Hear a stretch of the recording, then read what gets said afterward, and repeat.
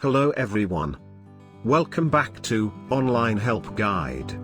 Today, in this video, I will be showing you how to clear scan history on Snapchat. First, open the Snapchat app on your phone. Tap on the Bitmoji icon from the top left corner. Go to the settings of Snapchat. Now scroll down, look for the Clear Scan History option, and tap on it. A screen will pop up. From the pop-up screen, tap on Clear. And you will clear scan history on Snapchat. Thank you for watching Online Help Guide. Hope this video was helpful and you're able to clear scan history on Snapchat. If you like our video, then don't forget to hit the like button on our video and comment down if you have any question or feedback.